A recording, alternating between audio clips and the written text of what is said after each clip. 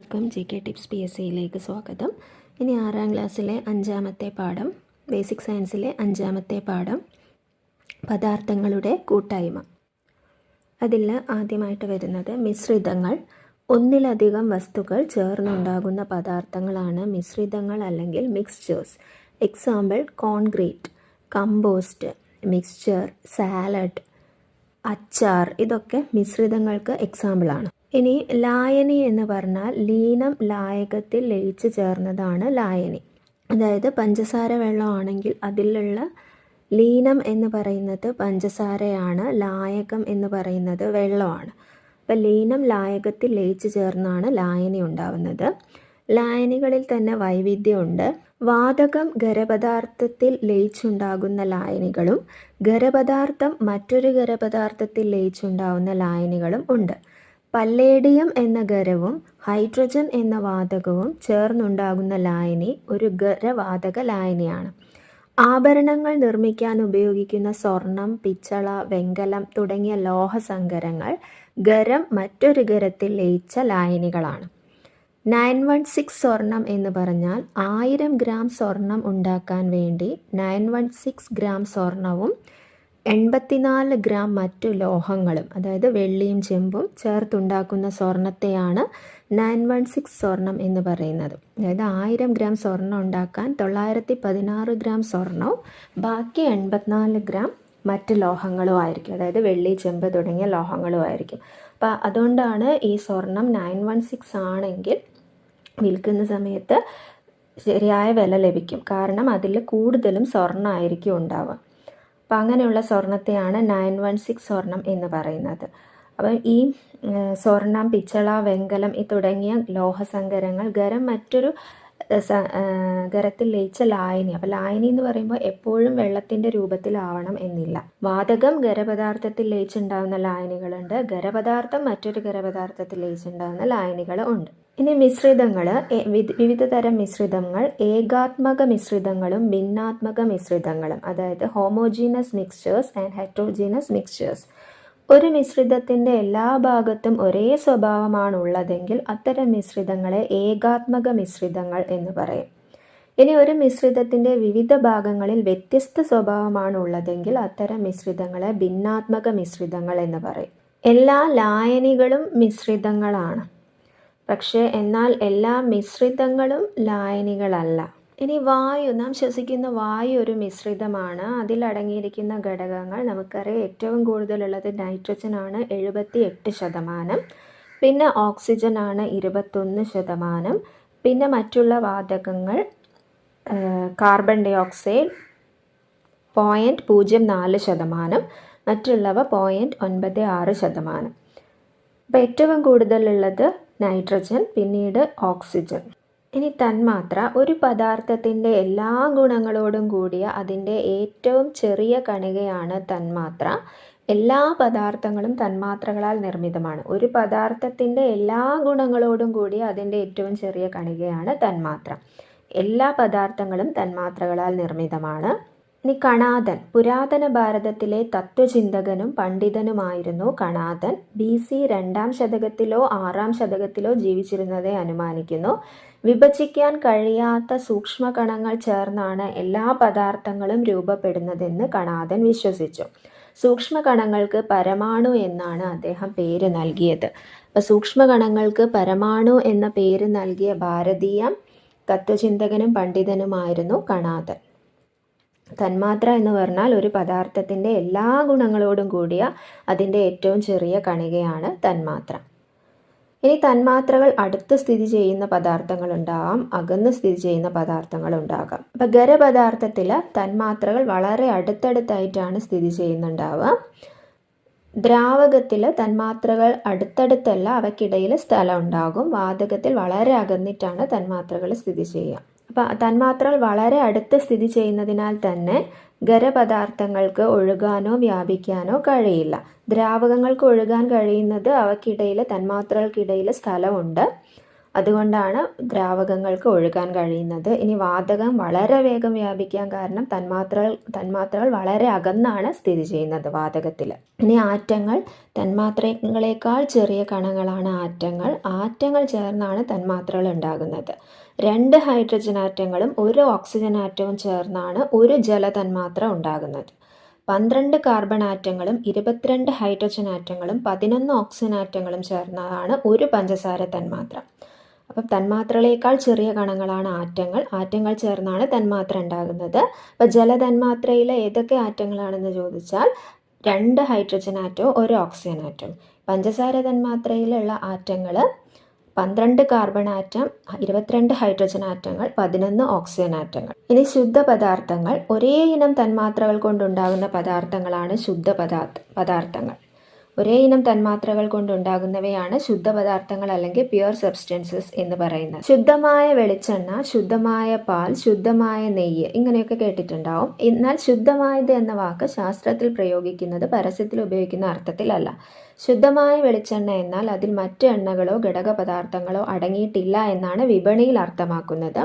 ശാസ്ത്രീയമായി ചിന്തിക്കുമ്പോൾ വെളിച്ചെണ്ണ മറ്റു പല ഘടകങ്ങളുടെ തന്മാത്രകൾ അടങ്ങിയ ഒരു ഏകാത്മക മിശ്രിതമാണ്. ഇനി ശരീരത്തിനുള്ളിലെ മാലിന്യ വേർതിരിക്കൽ പ്രക്രിയ. രക്തത്തിൽ നിന്നും മാലിന്യങ്ങളെ അരിച്ചു മാറ്റുന്ന അരിപ്പകളാണ് വൃക്കകൾ. നമ്മുടെ ശരീരത്തിൽ ഏകദേശം 5 ലിറ്റർ രക്തമാണുള്ളത്. ഈ രക്തം നിരന്തരമായി നമ്മുടെ വൃക്കകളിൽ കൂടി അരിക്കലിന് വിധേയമാകുന്നു. ഇത് ശരീരത്തിൽ സ്വാഭാവികമായി നടക്കുന്ന വേർതിരിക്കൽ പ്രക്രിയയാണ്. വൃക്കകൾക്ക് തകരാറ് സംഭവിച്ചാൽ ഈ അരിക്കൽ പ്രക്രിയ കുറഞ്ഞ് രോഗി ഗുരുതരമായ രോഗാവസ്ഥയിലേക്ക് നീങ്ങുന്നു. ഇത്തരം രോഗികളെ സഹായിക്കുന്നത് കൃത്രിമ അരിക്കൽ പ്രക്രിയയായ ഡയാലിസിസ് വഴിയാണ്. ഉപ്പ് വെള്ളത്തിൽ നിന്ന് ഉപ്പ് വേർതിരിച്ചെടുക്കുന്ന പ്രക്രിയ ബാഷ്പീകരണമാണ്. ഇനി ഉപ്പ് വെള്ളത്തിൽ നിന്ന് ഉപ്പിനോടൊപ്പം ജലവും വേർതിരിച്ചെടുക്കണമെങ്കിൽ സ്വേദനം എന്ന പ്രക്രിയയാണ് ഉപയോഗിക്കുക. മിശ്രിതത്തിലെ ഒരു ഘടകം ബാഷ്പീകരണമുള്ളതും മറ്റുള്ളവ സാധാരണ നിലയിൽ ബാഷ്പീകരിക്കാത്തതുമായാൽ അവയെ വേർതിരിക്കുന്ന രീതിയാണ് സ്വേദനം അല്ലെങ്കിൽ ഡിസ്റ്റിലേഷൻ. ഇനി തൈരിൽ നിന്ന് വെണ്ണ വേർതിരിക്കുന്നു. തൈരിൽ നിന്ന് വെണ്ണ വേർതിരിക്കുന്നത് സെൻട്രിഫ്യൂഗേഷൻ എന്ന് പറയുന്ന മെത്തേഡാണ് അവിടെ ഉപയോഗിക്കുക. അതായത് തൈര്, വെണ്ണ അവയുടെ സാന്ദ്രതയിലുള്ള വ്യത്യാസമാണ് അവിടെ പ്രയോജനപ്പെടുത്തുന്നത്. സാന്ദ്രത കുറഞ്ഞ വെണ്ണ മുകളിലും സാന്ദ്രത കൂടിയ തൈര് അടിയിലുമായിട്ട് വരും. ഇനി മണലിൽ നിന്ന് ഇരുമ്പ് പൊടി വേർതിരിക്കുന്നു. കാന്തിക സ്വഭാവമാണ് അവിടെ പ്രയോജനപ്പെടുത്തുന്നത്. ഇരുമ്പ് പൊടി കാന്തത്തിൽ ആകർഷിക്കപ്പെട്ട് വേർതിരിയും. ഇനി അടുത്ത പാഠം ജീവൻ്റെ കുഞ്ഞറകൾ.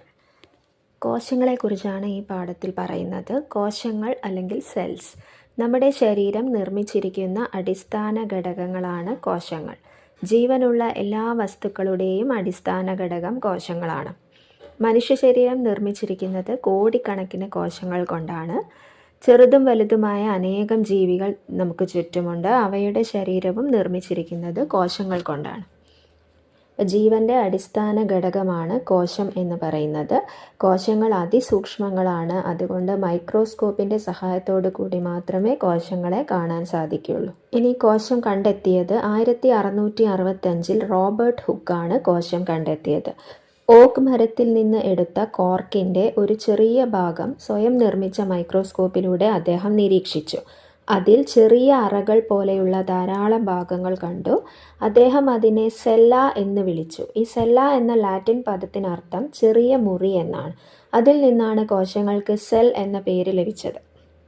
1665 റോബർട്ട് ഹുക്കാണ് ആദ്യമായി കോശം കണ്ടെത്തിയത്. അദ്ദേഹം അതിന് നൽകിയ പേരാണ് സെല്ല. സെല്ല എന്നത് ലാറ്റിൻ പദമാണ്. അതിനർത്ഥം ചെറിയ മുറി എന്നാണ്.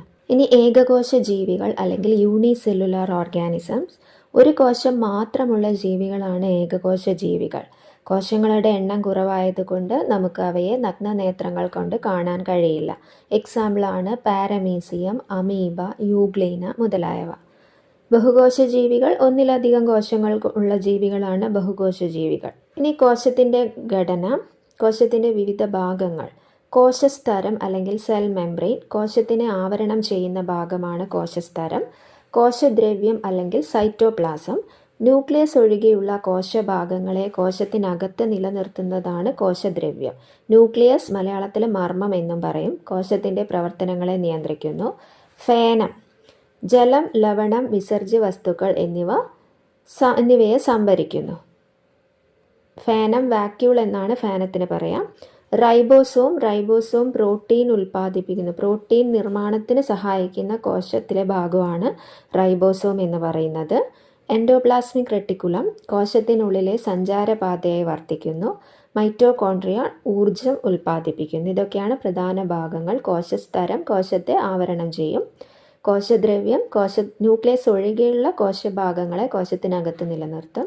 ന്യൂക്ലിയസ് കോശത്തിൻ്റെ പ്രവർത്തനങ്ങളെ നിയന്ത്രിക്കും. ഫേനം ജലം, ലവണം, വിസർജ്യ വസ്തുക്കൾ എന്നിവ സംഭരിക്കും. റൈബോസോം പ്രോട്ടീൻ നിർമ്മാണത്തിന് സഹായിക്കുന്നു. എൻഡോപ്ലാസ്മിക് റെട്ടിക്കുലം കോശത്തിനകത്ത് സഞ്ചാരപാതയെ വർത്തിക്കുന്നു. മൈറ്റോകോൺട്രിയോൺ ഊർജ്ജം ഉൽപ്പാദിപ്പിക്കുന്നു. ഇനി സസ്യകോശം. ജന്തുകോശവും സസ്യകോശവും തമ്മിൽ ചെറിയ ചില വ്യത്യാസങ്ങളുണ്ട്. സസ്യകോശത്തിലെ കോശസ്തരത്തിന് പുറമെ കോശഭിത്തി എന്നൊരു ഭാഗമുണ്ട് കോശത്തെ സംരക്ഷിക്കാൻ.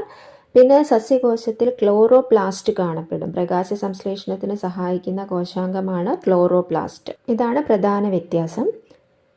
ഇനി ന്യൂക്ലിയസ്. കോശത്തിനുള്ളിലെ പ്രധാനപ്പെട്ട കോശാംഗമാണ് ന്യൂക്ലിയസ് അല്ലെങ്കിൽ മർമ്മം. കോശദ്രവ്യത്തിൽ കാണപ്പെടുന്ന ഫേനം, ribosome, endoplasmic reticulum, mitochondria, chloroplast ഇതൊക്കെ സസ്യകോശത്തിലെ മറ്റ് കോശാംഗങ്ങളാണ്. ഇനി കോശങ്ങളിൽ വൈവിധ്യമുണ്ട്. നമ്മുടെ ശരീരത്തിലെ കോശങ്ങളുടെ വലിപ്പം കൂടുന്നത് കൊണ്ടല്ല, മറിച്ച് അവയുടെ എണ്ണം കൂടുന്നത് കൊണ്ടാണ് നമ്മൾ വളരുന്നത്. ജീവികൾ തമ്മിലുള്ള വലിപ്പ വ്യത്യാസത്തിന് കാരണം കോശങ്ങളുടെ എണ്ണത്തിലുള്ള വ്യത്യാസമാണ്. ഇനി നമ്മുടെ ശരീരത്തിൽ തന്നെ പലതരത്തിലുള്ള കോശങ്ങളുണ്ട്. നാഡീകോശങ്ങൾ, രക്തകോശങ്ങൾ, പേശീകോശങ്ങൾ എന്നിങ്ങനെ 200ഓളം വ്യത്യസ്ത ഇനം കോശങ്ങളുണ്ട്. ഇവയുടെ എല്ലാം ധർമ്മം ഒരുപോലെയല്ല, അതേപോലെ ആകൃതിയിലും വ്യത്യാസം ഉണ്ടായിരിക്കും. കോശങ്ങളുടെ കൂട്ടായ്മ. കോശങ്ങൾ കൂടിച്ചേർന്നാണ് കലകളായിട്ട് മാറുന്നത്. സമാന ആകൃതിയിലുള്ളതും ഒരേ ധർമ്മം നിർവഹിക്കുന്നതുമായ കോശങ്ങളുടെ കൂട്ടമാണ് കല അല്ലെങ്കിൽ ടിഷ്യൂ. ഇനി കലകളും പലതരമുണ്ട്. ജന്തുക്കളിൽ ശരീരം പൊതിഞ്ഞു സൂക്ഷിക്കുന്ന ഒരു ഭാഗമാണ് ത്വക്ക്, സ്കിന്ന്. ഇത് കോശങ്ങളുടെ ഒരു കൂട്ടായ്മയാണ്. ഇവയാണ് ആവരണ കലകൾ. നാഡീകോശങ്ങൾ കൂടിച്ചേർന്ന് നാഡീകലകൾ ഉണ്ടാകും. പേശീകോശങ്ങൾ കൂടിച്ചേർന്ന് പേശീകലകൾ ഉണ്ടാകും. അങ്ങനെ ഒരേപോലെയുള്ള ഒരേ ധർമ്മം നിർവഹിക്കുന്ന കോശങ്ങളുടെ കൂട്ടമാണ് കലകൾ എന്ന് പറയുന്നത്. കലകൾക്ക് എക്സാമ്പിൾസ് ആണ് ആവരണ കലകൾ, നാഡീകലകൾ, പേശീകലകൾ മുതലായവ. ഇനി ഈ കലകളെല്ലാം ചേർന്ന് അവയവങ്ങളായി മാറും. എക്സാമ്പിളാണ് കരൾ, ഹൃദയം തുടങ്ങിയവ. വ്യത്യസ്ത അവയവങ്ങൾ കൂടിച്ചേർന്ന് അവയവ വ്യവസ്ഥയായിട്ട് മാറും. ശ്വാസകോശം ഒരു അവയവമാണ്. അതുപോലെ നാസാരന്ധ്രങ്ങളും ശ്വാസനാളങ്ങളും അവയവങ്ങളാണ്. ഇവ ചേർന്ന് ശ്വസന വ്യവസ്ഥയാകും. രക്തപര്യന വ്യവസ്ഥ മറ്റൊരു അവയവ വ്യവസ്ഥയാണ്. വ്യത്യസ്ത അവയവ വ്യവസ്ഥകൾ ചേർന്നിട്ടാണ് ഒരു ജീവി ഉണ്ടാവുക. അപ്പോൾ ആദ്യം കോശങ്ങൾ ഉണ്ടാകും. കോശങ്ങൾ കൂടിച്ചേർന്ന് കലകളായി മാറും. കലകൾ കൂടിച്ചേർന്ന് അവയവങ്ങൾ ഉണ്ടാകും. അവയവങ്ങൾ ഏകോപനത്തോടെ പ്രവർത്തിച്ച് അവയവ വ്യവസ്ഥയുണ്ടാകും. ഇതെല്ലാം ചേരുമ്പം ഒരു ബഹുകോശ ജീവിയായിട്ട് അത് മാറും. ഇനി ഏകകോശ ജീവികളാണെങ്കിൽ കോശങ്ങൾ മാത്രമേ ഉണ്ടാകുള്ളൂ, കലകളായി മാറിയിട്ടുണ്ടാവില്ല. അപ്പോൾ ഇത്രയുമാണ് 6ാമത്തെ പാഠത്തിലുള്ള കാര്യങ്ങൾ. ഇനി 7ാമത്തെ പാഠം മാറ്റങ്ങളുടെ ലോകം. ഭൗതിക മാറ്റം അല്ലെങ്കിൽ ഫിസിക്കൽ ചേഞ്ച്. പദാർത്ഥങ്ങളുടെ വലുപ്പം, ആകൃതി, അവസ്ഥ തുടങ്ങിയ ഭൗതിക സ്വഭാവങ്ങളിൽ വരുന്ന മാറ്റമാണ് ഭൗതിക മാറ്റം. വികസിക്കുന്നതും ഉരുകുന്നതും പൊട്ടുന്നതും കീറുന്നതും ഭൗതിക മാറ്റങ്ങളാണ്. അതായത് ഒരു പദാർത്ഥത്തിൻ്റെ വലിപ്പത്തിൽ മാറ്റം വരിക, ആകൃതിയിൽ മാറ്റം വരിക, അല്ലെങ്കിൽ അവസ്ഥയിൽ മാറ്റം വരിക, അങ്ങനെയുള്ള മാറ്റത്തെയാണ് ഭൗതിക മാറ്റം അല്ലെങ്കിൽ ഫിസിക്കൽ ചേഞ്ച് എന്ന് പറയാം. ഒരു പദാർത്ഥം ഉരുകുന്നത്, പൊട്ടുന്നത്, വികസിക്കുന്നത്, കീറുന്നത് ഇതൊക്കെ ഭൗതിക മാറ്റമാണ്. ഇവ മൂലം പുതിയ പദാർത്ഥങ്ങൾ ഉണ്ടാകുന്നില്ല. ചില ഭൗതിക മാറ്റം നടക്കുമ്പോൾ ഊർജം സ്വീകരിക്കുകയോ പുറത്തുവിടുകയോ ചെയ്യും. ഭൗതിക മാറ്റം താൽക്കാലിക മാറ്റങ്ങളാണ്. ഇനി പ്രകൃതിയെ സംരക്ഷിക്കാം. പ്ലാസ്റ്റിക് കത്തുമ്പോൾ ജീവജാലങ്ങൾക്ക് ഹാനികരമായ വിഷവാതകങ്ങൾ ഉണ്ടാകുന്നുണ്ട്. അപ്പോൾ പ്ലാസ്റ്റിക് വലിച്ചെറിയാതെയും കത്തിക്കാതെയും പുനരുപയോഗത്തിനും പുനർനിർമ്മാണത്തിനും നൽകുന്നത് പ്രകൃതി സംരക്ഷണ പ്രവർത്തനമാണ്. അപ്പോൾ ഭൗതിക മാറ്റങ്ങൾ ശരിയായി ഉപയോഗപ്പെടുത്തി നമുക്ക് പ്രകൃതിയെ സംരക്ഷിക്കാം. ഇനി രാസമാറ്റമാണ് കെമിക്കൽ ചേഞ്ച്. രാസമാറ്റം ഉണ്ടാകുമ്പം പദാർത്ഥത്തിൻ്റെ രാസഗുണങ്ങളിൽ മാറ്റം ഉണ്ടാകുകയും പുതിയ പദാർത്ഥങ്ങൾ ഉണ്ടാകുകയും ചെയ്യും. ഇത്തരം മാറ്റം നടക്കുമ്പോഴും ഊർജം സ്വീകരിക്കുകയോ പുറത്തുവിടുകയോ ചെയ്യും. രാസമാറ്റം സ്ഥിരമാറ്റമാണ്. ഭൗതിക മാറ്റം താൽക്കാലിക മാറ്റമാണ്. പുതിയ പദാർത്ഥങ്ങൾ ഉണ്ടാകുന്നില്ല. രാസമാറ്റം സ്ഥിരമാറ്റമാണ്. പുതിയ പദാർത്ഥം ഉണ്ടാകും. പദാർത്ഥത്തിൻ്റെ രാസഗുണങ്ങളിലാണ് മാറ്റം ഉണ്ടാകുന്നത്. ഇനി ഭൗതിക മാറ്റമാണെങ്കിലും രാസമാറ്റമാണെങ്കിലും ഊർജം സ്വീകരിക്കുകയോ പുറത്തുവിടുകയോ ചെയ്യുന്നുണ്ട്. അപ്പോൾ വ്യത്യാസങ്ങൾ ഇവയൊക്കെയാണ്. ഭൗതിക മാറ്റത്തിൽ പദാർത്ഥത്തിൻ്റെ ഭൗതിക ഗുണങ്ങളിൽ മാറ്റം സംഭവിക്കും. രാസമാറ്റമാണെങ്കിൽ ഭൗതിക ഗുണങ്ങളിലും രാസഗുണങ്ങളിലും മാറ്റം സംഭവിക്കും. ഭൗതിക മാറ്റത്തിൽ പുതിയ പദാർത്ഥങ്ങൾ ഉണ്ടാകുന്നില്ല, രാസമാറ്റത്തിൽ പുതിയ പദാർത്ഥം ഉണ്ടാകുന്നുണ്ട്. ഭൗതിക മാറ്റം താൽക്കാലിക മാറ്റമാണ്, രാസമാറ്റം സ്ഥിരമാറ്റമാണ്. രാസമാറ്റത്തിന് എക്സാമ്പിൾസ് ആണ് ആഹാരം ദഹിക്കുന്നത്, ചെമ്പ് പാത്രങ്ങളിൽ ക്ലാവ് പിടിക്കുന്നത്, ഇരുമ്പ് തുരുമ്പിക്കുന്നത്, തൈര് പുളിക്കുന്നത്, പൂത്തിരി കത്തുന്നത്, ഇതൊക്കെ രാസമാറ്റം. ഇനി തുരുമ്പ്. ഇരുമ്പ് വായുവിലെ ഈർപ്പവും ഓക്സിജനുമായി പ്രവർത്തിച്ചാണ് തുരുമ്പ് ഉണ്ടാകുന്നത്. എണ്ണ പുരട്ടിയോ പെയിൻറ് ചെയ്തോ ഇരുമ്പ് സാധനങ്ങൾ തുരുമ്പ് പിടിക്കുന്നത് നിയന്ത്രിക്കാവുന്നതാണ്. ഇങ്ങനെ ചെയ്യുമ്പോൾ ഇരുമ്പിന് വായുവായിട്ടുള്ള സമ്പർക്കം ഒഴിവാകും. ഇപ്പം രാസമാറ്റത്തിന് ഒരു എക്സാമ്പിളാണ് ഇരുമ്പ് തുരുമ്പിക്കുന്നത്. അപ്പോൾ തുരുമ്പ് എന്ന് പറഞ്ഞാൽ ഇരുമ്പ് വായുവിലെ ഈർപ്പവും ഓക്സിജനുമായി ചേർന്ന് പ്രവർത്തിച്ചാണ് തുരുമ്പ് ഉണ്ടാകുന്നത്. തുരുമ്പ് പിടിക്കുന്നത് തടയാനുള്ള മാർഗ്ഗങ്ങളാണ് ഒന്നുകിൽ എണ്ണ പുരട്ടുക അല്ലെങ്കിൽ പെയിൻറ് ചെയ്യാം. ഇനി പൂത്തിരി കത്തുമ്പോൾ രാസമാറ്റമാണ് ഉണ്ടാകുന്നതെന്ന് പറഞ്ഞു. പൂത്തിരിയിൽ രാസപദാർത്ഥങ്ങളുണ്ട്, അതിൽ രാസോർജ്ജം അടങ്ങിയിരിക്കും. പൂത്തിരിയിലെ പദാർത്ഥങ്ങൾ മാത്രമല്ല എല്ലാ പദാർത്ഥങ്ങളിലും രാസോർജ്ജം അടങ്ങിയിരിക്കും. പൂത്തിരി കത്തുമ്പോൾ അതിലടങ്ങിയിട്ടുള്ള രാസോർജ്ജമാണ് ശബ്ദം, പ്രകാശം, താപം എന്നീ ഊർജ്ജ രൂപങ്ങളായിട്ട് മാറിയത്. സസ്യങ്ങൾ സൂര്യപ്രകാശത്തിൻ്റെ സാന്നിധ്യത്തിൽ ജലവും കാർബൺ ഡൈ ഓക്സൈഡ് ഉപയോഗിച്ച് ഹരിതകത്തിൻ്റെ സഹായത്താൽ ആഹാരം നിർമ്മിക്കുന്ന പ്രക്രിയയാണ് പ്രകാശ സംശ്ലേഷണം അല്ലെങ്കിൽ ഫോട്ടോസിന്തസിസ് എന്ന് പറയുന്നത്. അപ്പം പ്രകാശ സംശ്ലേഷണം നടത്തിലൂടെ സസ്യങ്ങൾ ആഹാരം നിർമ്മിക്കുമ്പോൾ പ്രകാശോർജ്ജം രാസോർജ്ജമായിട്ട് സംഭരിക്കപ്പെടുകയാണ് ചെയ്യുന്നത്. ഇനി മിന്നാമിനുങ്ങ്. രാത്രിയിൽ മിന്നാമിനുങ്ങൾ പ്രകാശിക്കും. അവയുടെ ശരീരത്തിലെ ചില രാസവസ്തുക്കളാണ് പ്രകാശം ഉൽപ്പാദിപ്പിക്കുന്നത്. അപ്പം മിന്നാമിനുങ്ങ് പ്രകാശിക്കുമ്പോൾ രാസോർജ്ജം പ്രകാശോർജ്ജമായിട്ട് മാറും. ഇനി ഊർജ്ജമാറ്റം നിത്യജീവിതത്തിൽ. ചലിക്കുന്ന യന്ത്രഭാഗങ്ങളാണെങ്കിൽ അതിൽ യാന്ത്രികോർജ്ജം ഉണ്ടാകും. ഇനി ഊർജ്ജമാറ്റവും ഊർജ്ജനഷ്ടവും. ഇപ്പോൾ വിവിധ തരം ബൾബുകൾ അവയുടെ ഊർജ്ജനഷ്ടമാണ്. ഫിലമെൻറ്റ് ബൾബ് ആണെങ്കിൽ വൈദ്യുതോപയോഗം ഒരു 60 വാട്ട് ഫിലമെൻറ്റ് ബൾബ് ആണെങ്കിൽ വൈദ്യുതോപയോഗം കൂടുതലാണ്, താപോർജ്ജം കൂടുതലാണ്. 20 വാട്ട് CFL ആണെങ്കിൽ വൈദ്യുതോപയോഗം കുറവാണ്, താപോർജ്ജം കുറവാണ്. അതേ സ്ഥാനത്ത് 9 വാട്ട് LED ആണെങ്കിൽ വൈദ്യുതോപയോഗം വളരെ കുറവാണ്, താപോർജ്ജം വളരെ കുറവാണ്. ഇത്രയോ ആണ് ഈ പാഠത്തിൽ പറഞ്ഞിരിക്കുന്ന പ്രധാനപ്പെട്ട കാര്യങ്ങൾ.